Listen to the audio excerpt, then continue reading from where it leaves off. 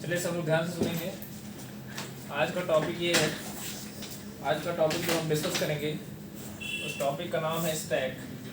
ठीक है, यहाँ स्टैक होना चाहिए, स्टैक्स नहीं होना चाहिए।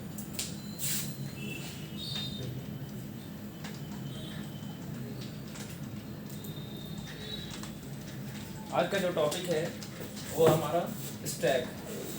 सबसे पहले हम बात करेंगे स्टैक क्या होता है। अगर हम स्टैक की बात करें तो स्टैक भी एक प्रकार का non primitive linear data structure होता है। ठीक है, non primitive linear data structure का क्या मतलब हो गया? जैसे आपने डेटा स्ट्रक्चर पढ़ा होगा तो उसमें मैंने दो प्रकार का बताया था, एक प्रिमिटिव डेटा स्ट्रक्चर बताया था, एक नॉन प्रिमिटिव डेटा स्ट्रक्चर बताया था। नॉन प्रिमिटिव डेटा स्ट्रक्चर जो होते हैं उनको डिराइव डेटा स्ट्रक्चर भी कहा जाता है, और वो कहीं कहीं प्रिमिटिव डेटा स्ट्रक्चर से क्या होते हैं, इनहेरिट होते हैं। मतलब उनको वो बनते कहाँ से हैं, कहीं कहीं प्रिमिटिव। जैसे डेटा टाइप पढ़े हो ना आप, डेटा टाइप पढ़े हैं ना, सी लैंग्वेज में डेटा टाइप्स पढ़े होंगे। डेटा टाइप में मैंने आपको दो टाइप बताया था, एक प्रिमिटिव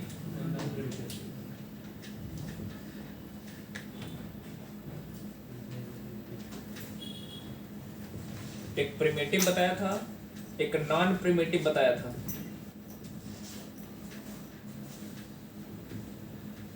ठीक है, तो नॉन प्रिमिटिव में आपने देखा होगा लीनियर और नॉन लीनियर होता है। ठीक है, तो नॉन प्रिमिटिव जो डेटा टाइप होता है उसमें आपका एरे था, स्ट्रिंग था। ठीक है, ये सब क्या थे, नॉन प्रिमिटिव डेटा टाइप थे। क्या था, एरे, स्ट्रिंग, ठीक है, स्टैक, क्यू, ये सब क्या है, नॉन प्रिमिटिव डेटा स्ट्रक्चर हैं, या उनको आप नॉन प्रिमिटिव डेटा टाइप भी कह सकते हो। तो नॉन प्रिमिटिव डेटा टाइप को फर्दर हमने दो पार्ट में कैटेगराइज किया था, एक लीनियर, एक था नॉन लीनियर। अगर हम लीनियर डेटा स्ट्रक्चर की बात करें तो लीनियर में क्या क्या था, एक एरे था, एक स्ट्रिंग होता है, एक स्टैक होता है, ठीक है, एक क्यू होता है। ठीक है, तो हम जो टॉपिक डिस्कस करने जा रहे हैं वो है स्टैक। स्टैक कहने का मतलब, अब देखिए स्टैक को अगर डिफाइन किया जाएगा, स्टैक को हम कहेंगे कि स्टैक एक प्रकार का non primitive linear data structure होता है। ठीक है, जहाँ पे हम सेट ऑफ एलिमेंट को क्या करते हैं, स्टोर करते हैं। एक बार फिर से समझ लीजिए, स्टैक क्या होता है, stack is a non primitive linear data structures. समझ में आएगा? फिर आगे लिखा है, it is an ordered list in which addition of new data item and deletion of already existing data item is done from only one end known as top of the stack. इसका मतलब क्या हो गया कि अगर हम stack की बात करें तो स्टैक क्या होता है, स्टैक के अंदर ऑर्डर्ड वे में कुछ एलिमेंट को हम क्या करते हैं, स्टोर करते हैं। लेकिन स्टैक के अंदर जो एलिमेंट को स्टोर करने का जो प्रोसेस है, या स्टैक के अंदर एलिमेंट को रिमूव करने का जो प्रोसेस है, मतलब वो एक ही साइड से होता है, और उस साइड को क्या कहा जाता है, टॉप ऑफ द स्टैक। कहने का मतलब ये है कि अगर एलिमेंट इंसर्ट होगा तो भी टॉप से होगा, ये आपका टॉप ऑफ पोजीशन है, और जब एलिमेंट को रिमूव किया जाएगा तब भी कहाँ से किया जाएगा, टॉप से किया जाएगा। समझ में आई बात? जैसे मान लीजिए इसमें कोई कंटेनर है, मैं आपको एक और एग्जांपल बता दे रहा हूँ। ये कोई कंटेनर है जिसके अंदर इस तरीके से ढेर सारी प्लेट्स रखी गई हैं। ठीक है, इस तरीके से ढेर सारी प्लेट्स को क्या किया गया है, रखा गया है। तो जब हम इंसर्ट करेंगे तो भी हम ऊपर से करेंगे, और जब प्लेट्स को निकालना स्टार्ट करेंगे तो भी हम कहाँ से स्टार्ट करेंगे, टॉप से ही करेंगे। कहने का मतलब ये है कि जो प्लेट सबसे लास्ट में रखा गया होगा उस प्लेट को हम सबसे पहले क्या करेंगे, रिमूव करेंगे। अब कैसे करेंगे, अभी हम आपको इसके पूरे प्रोसेस को हम डिस्क्राइब करके आपको बताते हैं। अभी फिलहाल टॉप स्टैक को हम डिफाइन कर रहे हैं। तो स्टैक को क्या कहा जा रहा है, यह है ऑर्डर्ड लिस्ट का एक कलेक्शन होता है। ऑर्डर, इसमें स्टैक क्या होता है, स्टैक एक प्रकार का नॉन प्रिमिटिव डेटा स्ट्रक्चर होता है, non primitive linear data structure होता है, जहाँ पे सेट ऑफ एलिमेंट्स को क्या किया जाता है, स्टोर किया जाता है। और स्टैक के अंदर एलिमेंट को जब भी स्टोर किया जाएगा या एलिमेंट को स्टैक से हटाया जाएगा, वो जिस पोजीशन से हटाया जाता है उस पोजीशन को क्या कहा जाता है? Top of the stack. इसको समझने के लिए हम क्या करते हैं, एक डायग्राम बनाते हैं। देखिए, ये मान लीजिए कोई स्टैक है,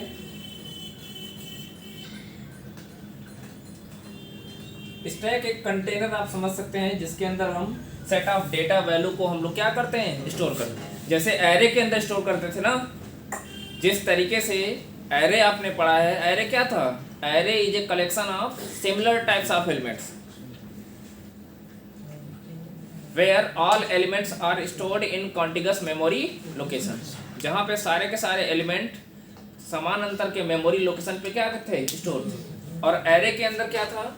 एरे के अंदर इंसर्शन जो होता था, एरे के अंदर इंसर्शन कहाँ से? इंडेक्स नंबर 0 से इंसर्ट करना स्टार्ट करते थे, 1 पे जाते थे, 2 पे जाते थे, 3 पे जाते थे। इंसर्शन का प्रोसीजर इस तरीके से होता था। लेकिन अगर एरे के एलिमेंट को एक्सेस करने की हम बात करें तो एरे के एलिमेंट को हम रैंडमली भी एक्सेस कर सकते हैं। सुनिए ध्यान से, एरे के एलिमेंट को हम रैंडमली भी एक्सेस कर सकते हैं। कहने का मतलब ये है कि अगर हम इंडेक्स नंबर 4 के एलिमेंट को डायरेक्टली अगर एरे के अंदर एक्सेस करना चाहते हैं तो उसको हम कर सकते हैं। लेकिन स्टैक के केस में ऐसा नहीं है। स्टैक के केस में जब भी एलिमेंट को रिमूव किया जाएगा वो हमेशा टॉप ऑफ द स्टैक, मतलब जो सबसे टॉप का एलिमेंट होगा उसी को हम क्या करेंगे? रिमूव करेंगे। अभी फिलहाल स्टैक के केस में हम क्या करते हैं? एक वेरिएबल ले लेते हैं। पहले हम एक स्टैक ले लेते हैं। ये एक स्टैक है, इसको हमने इंट टाइप से डिफाइन कर दिया। इसकी साइज मैंने क्या दे दिया? 5। क्या समझिएगा, स्टैक एक वेरिएबल है किस टाइप का? जैसे एरे को हम डिफाइन करते थे वैसे ही हमने क्या कर दिया? स्टैक को हमने डिफाइन कर दिया।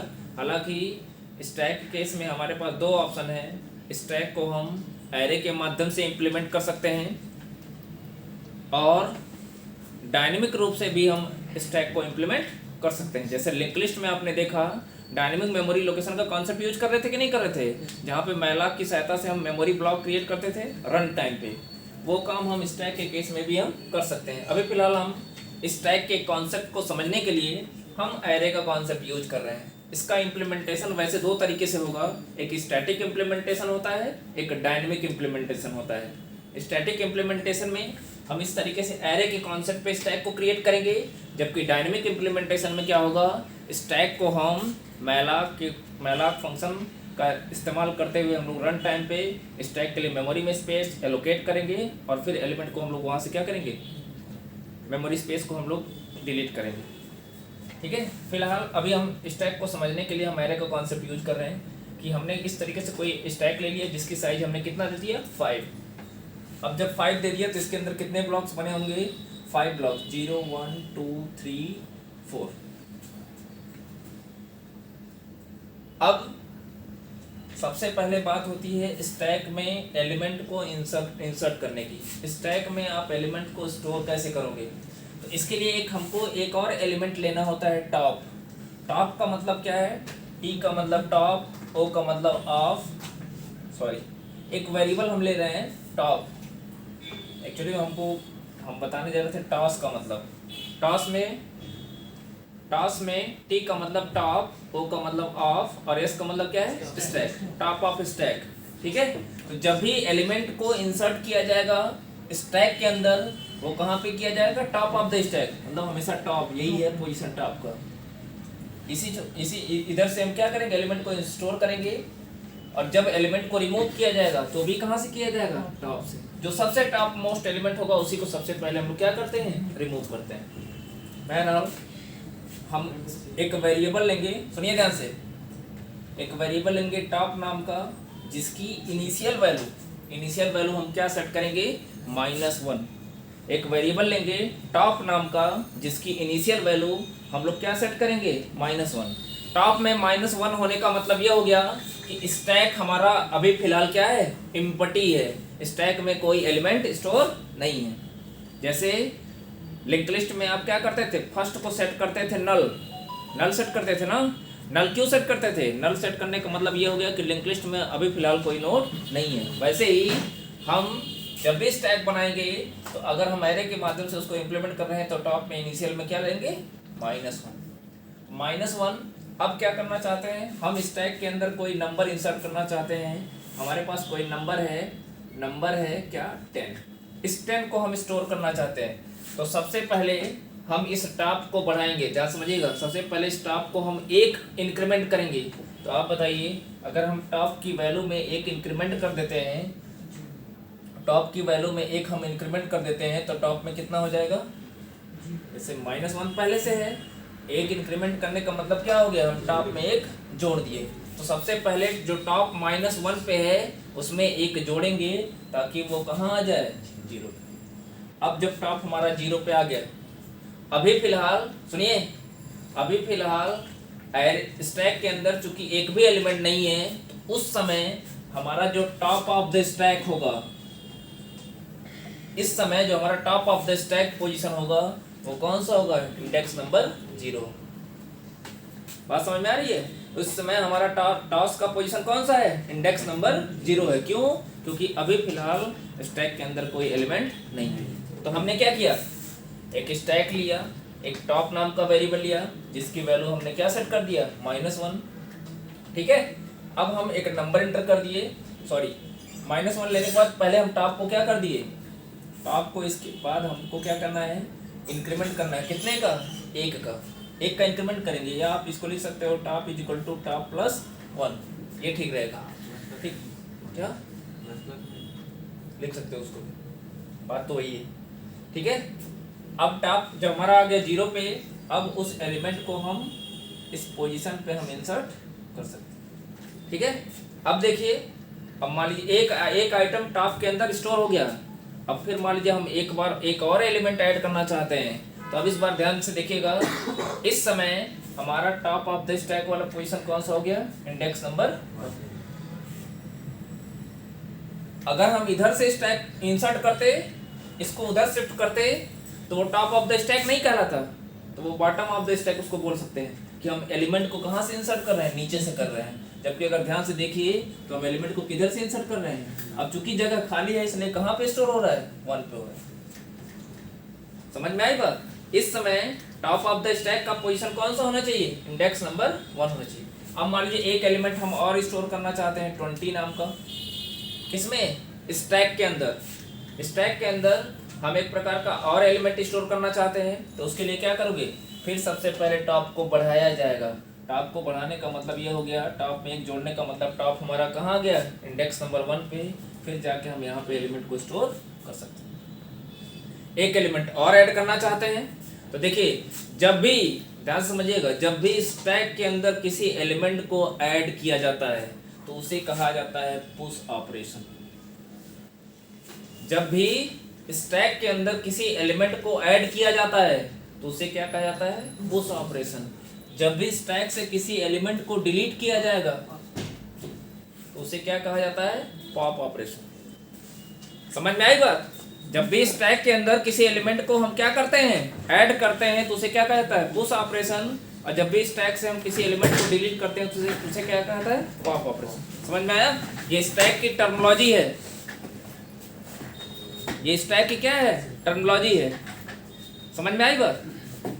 अब हम सपोज दैट एक एलिमेंट और ऐड करना चाहते हैं। इस बार एलिमेंट हमारा कितना है? 30। फिर क्या करेंगे? सबसे पहले टॉप को बढ़ाएंगे।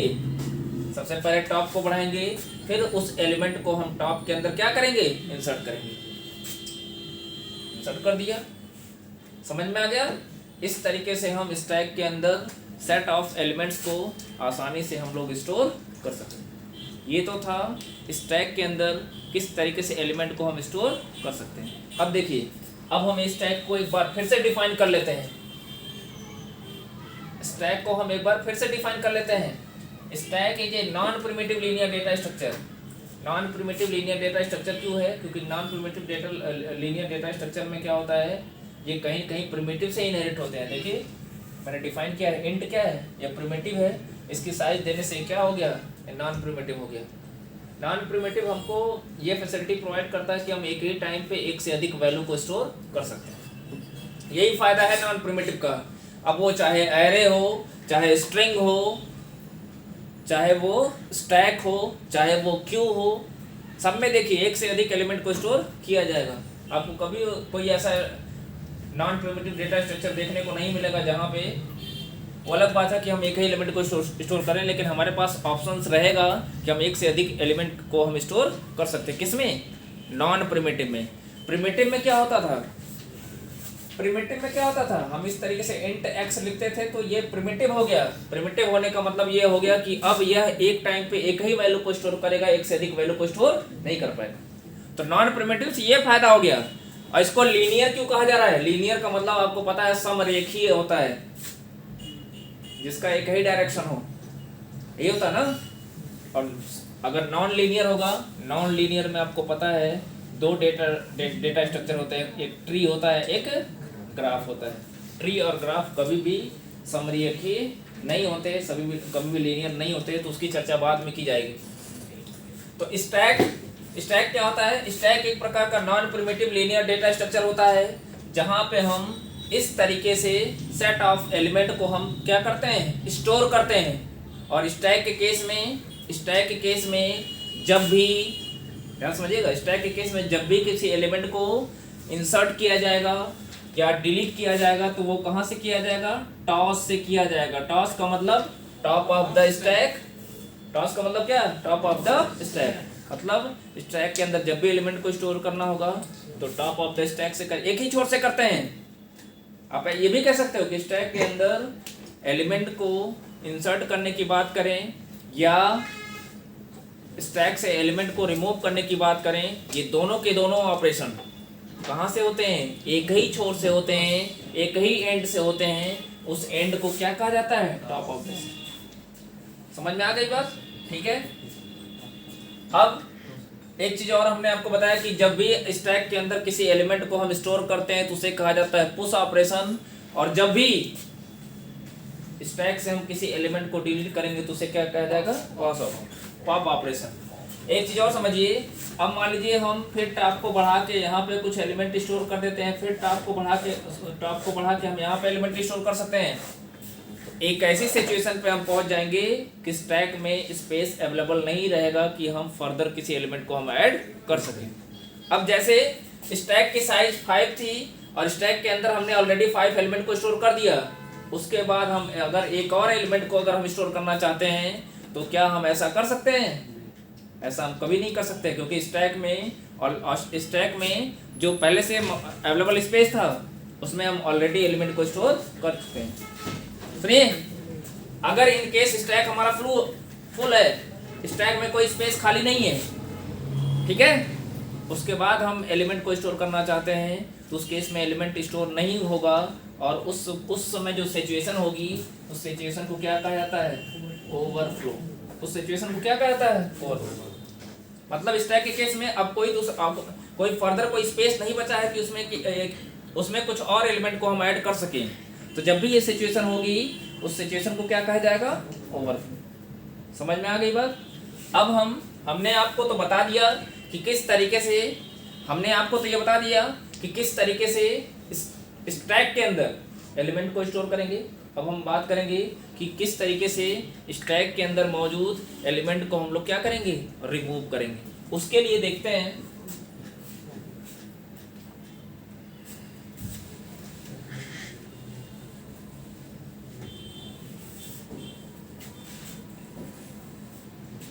अभी फिलहाल देखा जाए तो स्टैक टॉप हमारा कहाँ पे है?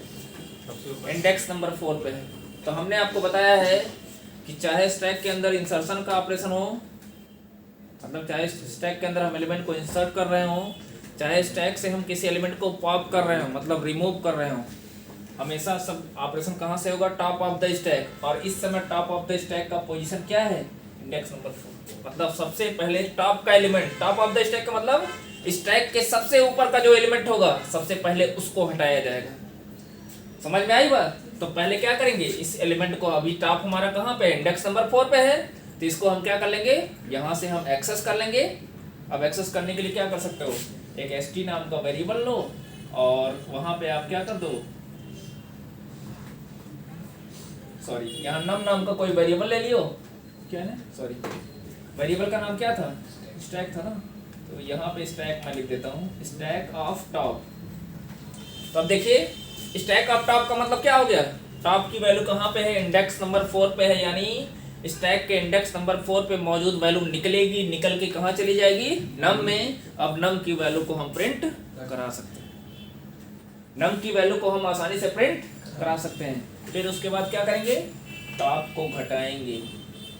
उसके बाद हम टॉप को क्या करेंगे, घटाएंगे। तो आप बताइए सबसे पहला एलिमेंट कौन सा पॉप हुआ, 60। लेकिन ध्यान दीजिएगा, जब भी स्टैक से हम किसी एलिमेंट को रिमूव करते हैं तो उस प्रोसेस को कहा जाता है, ये मैंने बता दिया, पॉप ऑपरेशन कहा जाता है। एक चीज और, पॉप ऑपरेशन के दौरान वास्तव में क्या एलिमेंट हमारा स्टैक से रिमूव हो रहा है, नहीं हो रहा है। एरे इम्प्लीमेंटेशन में कभी भी जब भी स्टैक को हम एरे के माध्यम से इम्प्लीमेंट करेंगे तो वास्तव में एलिमेंट हमारा रिमूव नहीं होगा, बल्कि टॉप हमारा घट रहा है, बल्कि हमारा क्या घट रहा है, टॉप हमारा घट रहा है। लेकिन जब इसको हम डायनेमिक रूप से इम्प्लीमेंट करेंगे तो वहाँ पे सुनिए, वहाँ पे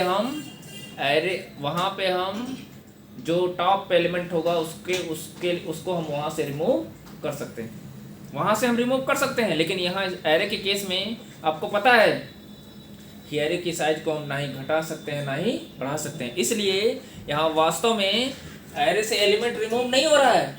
स्टैक से एरे का मतलब, एरे शब्द का इस्तेमाल मैं कर रहा हूँ तो इसका मतलब ये नहीं कि एरे डेटा टाइप पढ़ रहे हैं, हम यहाँ पे स्टैक ही पढ़ रहे हैं, लेकिन स्टैक को इम्प्लीमेंट कर रहे हैं किसके माध्यम से, एरे के माध्यम से। तो एरे के केस में चूंकि हम साइज को घटा अथवा बढ़ा नहीं सकते ना, इसलिए यहाँ पे वास्तव में क्या होगा कि एलिमेंट से स्टैक हटेगा नहीं, बल्कि टॉप हमारा क्या हो जाएगा, घटेगा। समझ में आ गई बात। अब देखिए, अब इस समय टॉप हमारा कहाँ पे है, 5 पे है, सॉरी इंडेक्स नंबर 3 पे है। टॉप हमारा कहाँ पे है, इंडेक्स नंबर 3 पे है। अब किसको पॉप कर सकते हैं, 50 को पॉप कर सकते हैं, नहीं कर सकते हैं, मतलब एलिमेंट को एक्सेस करने के बाद फिर क्या करोगे, टॉप को घटाओगे। जबकि पुश ऑपरेशन में आप क्या करते थे, टॉप को इंक्रीमेंट करते थे, यहाँ पे क्या करेंगे, हम टॉप को घटाएंगे। कितना घटाएंगे, 1 घटाएंगे, एक डिक्रीमेंट करेंगे, फिर जाएंगे। इस समय टॉप कहाँ पे है, इंडेक्स नंबर 3 पे है। तो अब यहाँ से स्टैक ऑफ टॉप का मतलब कितना हो गया, इसी स्टेप को रिपीट करेंगे बार बार, इसी स्टेप को, यही 2 लाइन बार बार रिपीट होंगी। कब तक रिपीट होंगी, जब तक अंडरफ्लो की कंडीशन नहीं आ जाती। अंडरफ्लो की कंडीशन आने का मतलब ये हो गया कि स्टैक में अब कोई एलिमेंट पॉप करने के लिए नहीं बचा। समझ में आई बात। स्टैक का अंडरफ्लो होने का मतलब क्या, ये सब टर्मिनोलॉजी, इसको ध्यान दीजिएगा। ओवरफ्लो का मतलब स्टैक इज फुल, अंडरफ्लो का मतलब स्टैक इज एम्प्टी। अब फिलहाल कोई एलिमेंट नहीं बचा है जिसको हम स्टैक से हमको पॉप करना है। समझ में आ गया बात, ठीक है। तो हम अब स्टैक ऑफ टॉप करेंगे तो कौन सा एलिमेंट पॉप होगा, 50। तो पहले देखिए 60 निकला, फिर 50 निकलेगा, फिर 30 निकलेगा, फिर 20 निकलेगा, फिर जाके 10 निकलेगा। उसके बाद अगर हम फिर भी पॉप ऑपरेशन परफॉर्म करना चाहते हैं तो उस केस में क्या मैसेज आना चाहिए, अंडरफ्लो। और अंडरफ्लो आने का मतलब ये हो गया कि स्टैक में फिलहाल अभी कोई एलिमेंट नहीं बचा है। समझ में आ गया। तो ये सब टर्मिनोलॉजी हैं, इसको हमको ध्यान देना है। पुश क्या होता है, पुश ऑपरेशन से क्या समझते हो, पॉप ऑपरेशन से क्या समझते हो, ये सब परीक्षाओं में पूछा जा सकता है। अब स्टैक को डिफाइन करने के लिए आपसे भी पूछा जाता है, what do you mean by stack in data structure. Data structure के अंदर आप स्टैक से क्या समझते हो, तो आप बताएंगे stack is a non primitive linear data structure. यह एक प्रकार का non primitive linear data structure होता है, जहाँ पे हम कुछ सेट ऑफ एलिमेंट को स्टोर करते हैं। और यहाँ पे कहाँ पे, स्टैक के केस में चाहे पुश ऑफ स्टैक के अंदर हम किसी एलिमेंट को इंसर्ट करने की बात करेंगे, चाहे डिलीट करने की बात करेंगे, वो एक ही छोर से होता है और उस छोर को क्या कहा जाता है, टॉप ऑफ द स्टैक। यहाँ पे देखिए लिखा हुआ टॉप ऑफ द स्टैक। इतनी बातें समझ में आ गई। और स्टैक के अंदर जब इंसर्ट करते हैं तो उसे पुश ऑपरेशन कहा जाता है, और जब स्टैक से किसी पर्टिकुलर एलिमेंट को हम लोग रिमूव करते हैं तो उसे क्या कहता है, पॉप ऑपरेशन। समझ में आ गया? अब क्या करेंगे, एज ऑल द डिलीशन, यहाँ तक का हो गया, as all the deletion and insertion in a stack is done from of the top of the stack, the last element will be the first to be removed from the stack. कहने का मतलब ये है कि चूंकि इसमें insertion का operation और डिलीशन का ऑपरेशन चूंकि एक ही छोर से होता है,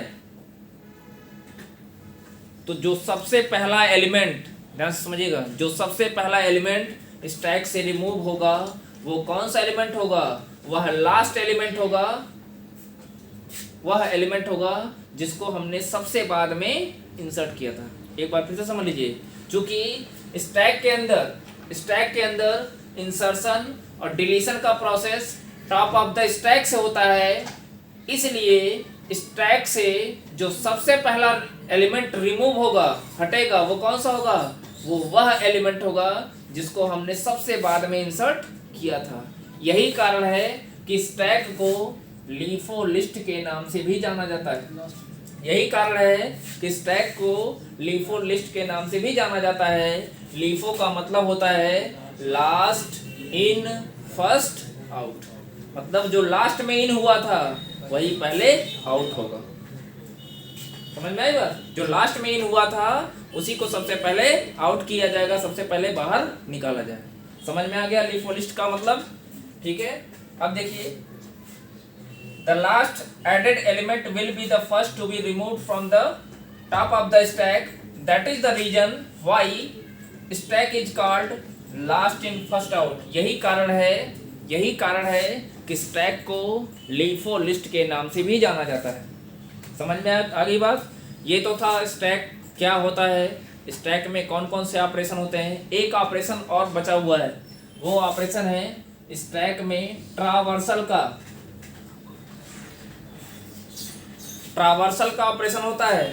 ट्रावर्सल ऑपरेशन में क्या होता है कि स्टैक के अंदर जितने भी एलिमेंट होंगे पॉप करने के बाद, मतलब इंसर्शन और मतलब जितने भी, आप इतना समझिए कि स्टैक के अंदर जितने बचे हुए एलिमेंट होंगे, जितने स्टोर होंगे, उनको हम एक एक करके क्या करना चाहते हैं? डिस्प्ले कराना चाहते हैं। तो वो किसके अंतर्गत कराएंगे? वही कहलाता है ट्रावर्सल का ऑपरेशन, कि जब हम स्टैक के अंदर मौजूद एलिमेंट्स को एक एक करके मॉनिटर पर डिस्प्ले कराएंगे तो उसे क्या कहा जाता है? स्टैक का ट्रावर्सल, या उसको ट्रावर्स भी कहा जाता है। ट्रावर्सल ही पढ़िए जाते सही, ठीक है।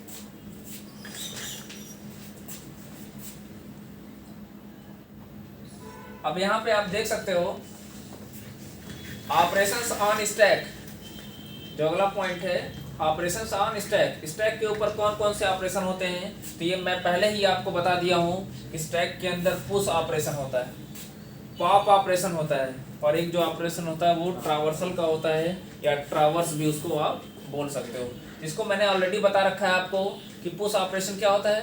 पुश ऑपरेशन के अंतर्गत या वह प्रोसेस, सुनिए, वह प्रोसेस जिसके अंतर्गत हम किसी पर्टिकुलर एलिमेंट को स्टैक के अंदर ऐड करते हैं तो उस प्रोसेस को क्या कहता है? पुश। और जब स्टैक से हम किसी पर्टिकुलर एलिमेंट को डिलीट करेंगे तो उसे क्या कहता है? Pop operation. वही चीज लिखा है, the process of adding new element, the process of adding a new element to the top of stack is called push operation. Pushing an element in the stack invoke adding of element as the new element will be inserted after every, सुनिए ध्यान से, after every push operation the top is incremented by 1। हर एक push operation के बाद जो top की value होगी हम उसको इंक्रीमेंट करेंगे कितने से? 1 से। ये तो मैंने बता दिया ना, ये सारी चीजें हम ऑलरेडी बता चुके हैं, बस आपको इसको समझना है। इन केस एरे इज फुल, देखिए एरे शब्द का इस्तेमाल कर रहा है। एरे शब्द का मतलब ये हो गया कि स्टैक को किसके माध्यम से इंप्लीमेंट किया है? एरे के माध्यम से। एरे के माध्यम से इंप्लीमेंट करने का मतलब क्या हो गया? आप इतना समझिए कि स्टैक को हम स्टैक के लिए जो मेमोरी स्पेस एलोकेट किया जा रहा है वो कंपाइल टाइम पे किया जा रहा है। एरे शब्द लाने का मतलब यहाँ पे क्या है कि स्टैक को जो हम इंप्लीमेंट कर रहे हैं वहां पे जो स्टैक के लिए जो मेमोरी एलोकेशन होगा वो कंपाइल टाइम पे होगा, और कंपाइल टाइम पे मेमोरी स्पेस जो भी एलोकेट किया जाता है हम उसके साइज में किसी प्रकार का परिवर्तन नहीं कर सकते। एरे शब्द का मतलब आप ऐसे समझ लो, in case array is full, मतलब स्टैक अगर फुल हो गया, no new element can be accommodated, मतलब किसी और एलिमेंट को हम उसके अंदर एकोमोडेट मतलब स्टोर नहीं कर सकते। And it is called stack is full, इसको क्या कहा जाएगा, स्टैक इज फुल। और जब भी स्टैक फुल हो जाएगा तो उसको, उस सिचुएशन को हम लोग ओवरफ्लो की सिचुएशन भी या ओवरफ्लो की कंडीशन भी बोलते हैं। This condition is called stack overflow, this condition is called stack overflow. जब स्टैक हमारा फुल हो जाएगा उसके बाद हम किसी न्यू एलिमेंट को जब हम इंसर्ट करने जाएंगे तो वो चूंकि स्पेस है ही नहीं तो इंसर्ट कहाँ होगा, तो उस कंडीशन को क्या बोलेंगे, स्टैक इज ओवरफ्लो। फिर उसके बाद है पॉप ऑपरेशन। पॉप ऑपरेशन में क्या होगा, accessing the content while removing it from the top of the stack, मतलब टॉप ऑफ द स्टैक से किसी एलिमेंट को जब हम एक्सेस करेंगे या रिमूव करेंगे तो उसे क्या कहा जाता है, पॉप ऑपरेशन। और इस दौरान हमने आपको बताया कि इस दौरान एरे से एलिमेंट वास्तव में रिमूव नहीं होता है, बल्कि टॉप क्या होता है, डिक्रीमेंट होता है। वही चीज लिखा गया है, in an array the implementation of pop operation the data is not actually remove, data हमारा वास्तव में रिमूव नहीं होता है, ठीक है। Instead top is decremented to a lower position in the stack to the point to the next value. वास्तव में क्या होता है कि हम टॉप को घटाते हैं, टॉप को हम क्या करते हैं, घटाते हैं, ताकि अगले एलिमेंट को हम टॉप स्टैक से हम एक्सेस कर सकें।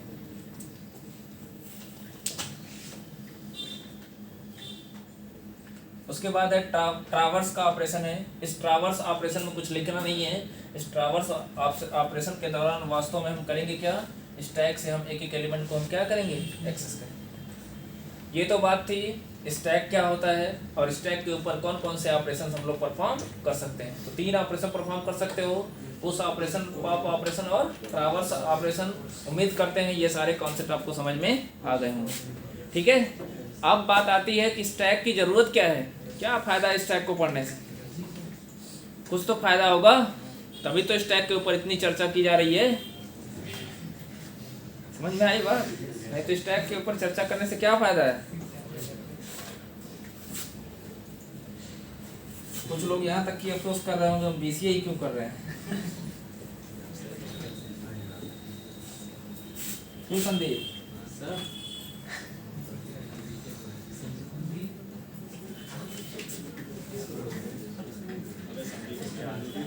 सुनिए, इसके हम एप्लीकेशन की बात करें, सुनिए, इसके एप्लीकेशंस की बात करें तो सबसे पहला जो इसका एप्लीकेशन है होता है वो स्टैक फ्रेम में इसका यूज होता है। सबसे पहला इसका इस्तेमाल कहाँ पे किया जाता है, स्टैक फ्रेम में। अब बात आता है ये स्टैक फ्रेम क्या होता है, सुनिए। अब बात आती है कि ये स्टैक फ्रेम क्या होता है। स्टैक फ्रेम मेमोरी का वह पार्ट होता है, रैम का, जहाँ पे हमारे द्वारा, सुनो जी, जहाँ पे हमारे द्वारा बनाए गए प्रोग्राम के अंदर जितने फंक्शंस होते हैं सब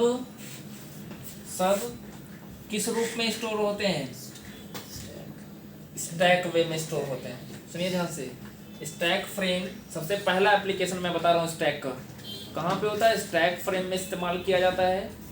समझ में आ रही बात, सबसे पहले इस्तेमाल किस में किया जाता है, स्टैक फ्रेम में। किस केस में, जब, अब स्टैक फ्रेम क्या होता है, यह मेमोरी का, रैम का एक पार्ट होता है, रैम का एक पार्ट होता है जहाँ पे हमारे द्वारा बनाए गए जितने फंक्शन होंगे प्रोग्राम के अंदर, सारे फंक्शन एक एक करके मेमोरी में स्पेस पाते रहते हैं। जैसे मैंने एक फंक्शन बना दिया मेन नाम का, ध्यान से समझिएगा, तो इसके लिए एक फ्रेम मेमोरी के अंदर क्या कर दिया जाएगा, एलोकेट कर दिया जाएगा। समझ में आ गई बात। अब मान लीजिए हमने यहाँ से एक P1 नाम के फंक्शन को कॉल किया है, तो P1 नाम का फंक्शन यहीं कहीं बनाए होंगे ना। अब अगर मान लीजिए ये जो फ्रेम हो गया ये किसके लिए एलोकेट कर दिया गया, मेन के लिए। दो फंक्शन हो गए हमारे प्रोग्राम में, एक मेन फंक्शन हो गया और एक कौन सा फंक्शन हो गया, P1 फंक्शन हो गया। हो गया कि नहीं हो गए? तो ये P1 नाम का फंक्शन भी कहाँ स्पेस पाया होगा, यहाँ पे। तो देखिए इस तरीके से, देखिए पहले मेन यहाँ आया फिर P1 यहाँ आया। तो जब P1 का एग्जीक्यूशन खत्म हो जाएगा तो यह मेमोरी से क्या हो जाएगा, अच्छा आप बताइए, सुनिए, जब हम मेन फंक्शन से कॉल कर रहे हैं किसको, P1 को, इस समय कौन सा फंक्शन कॉल हो रहा है, P1। तो देखिए मेन खत्म नहीं होगा, अगर मेन का एग्जीक्यूशन खत्म हो गया तो होगा क्या, आपको पता है कि फंक्शन की कॉलिंग के दौरान कंट्रोल हमारा वहीं पे वापस आता है जहां से हमने फंक्शन को कॉल किया। मतलब इसके एड्रेस को, सुनिए, मेन के एड्रेस को लॉस नहीं करता है। तो क्या होगा, जब इसका एग्जीक्यूशन खत्म हो जाएगा, सुनिए, जब इसका एग्जीक्यूशन खत्म हो जाएगा तो ये वापस कहाँ आता है, मेन फंक्शन के एड्रेस पे आता है। किस लिए, यहाँ से जो भी वैल्यू रिटर्न कराई गई होगी, जो भी वैल्यू भेजी गई होगी, हम उसको एक्सेस यूज कर सकते।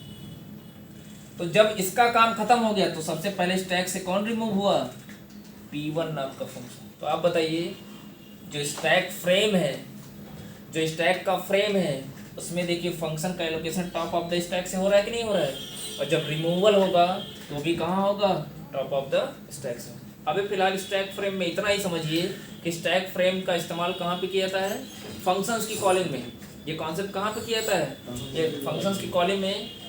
चूँकि हम एक प्रोग्राम के अंदर अलग अलग टाइप के फंक्शन बनाते हैं, तो उन फंक्शंस के लिए जो मेमोरी में स्पेस बनता है, ठीक है, उसी को हम बोल सकते हैं स्टैक फ्रेम। और स्टैक फ्रेम मेमोरी का ही एक पार्ट होता है, रैम का, जिसके अंदर फंक्शंस क्या होते हैं, स्टोर होते हैं। ठीक है, दूसरा ऑपरेशन क्या होता है, एक तो हमने बता दिया इसका एप्लीकेशन स्टैक फ्रेम। दूसरा क्या होता है, स्ट्रिंग को जब रिवर्स करना होता है, स्ट्रिंग को हमको क्या करना होता है, रिवर्स करना होता है, उस केस में भी किसका इस्तेमाल किया जाता है, स्टैक का। जैसे अगर हमने लिख दिया है राम डबल कोट्स में, तो पहले किसको निकालोगे, पहले राम को निकालोगे। यानी अगर हमने इस तरीके से RAM को स्टोर किया हुआ है और इसको हमको क्या करना है, रिवर्स करना है। रिवर्स करने का मतलब, रिवर्स करने के बाद स्ट्रिंग आपकी कैसी होनी चाहिए, मार होनी चाहिए। इसका मतलब पहले हम M को निकालेंगे, ठीक है, पहले हम M को निकालेंगे, फिर A को निकालेंगे, फिर किसको निकालेंगे, R को निकालेंगे। हो रहा है कि नहीं हो रहा है?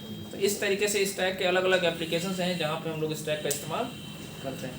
स्टैक में इतना ही। अब इसका इम्प्लीमेंटेशन, जैसा कि मैं बताया हूँ, एक बार फिर से बता दे रहा हूँ कि इसको हम दो तरीके से इम्प्लीमेंट करेंगे, करना सीखेंगे। एक तो होता है स्टैटिक, एक होता है डायनेमिक।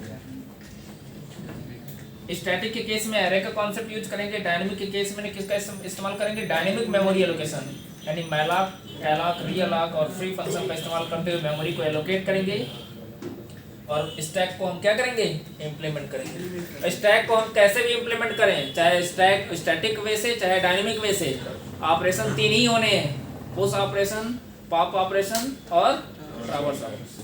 That's it. ठीक है।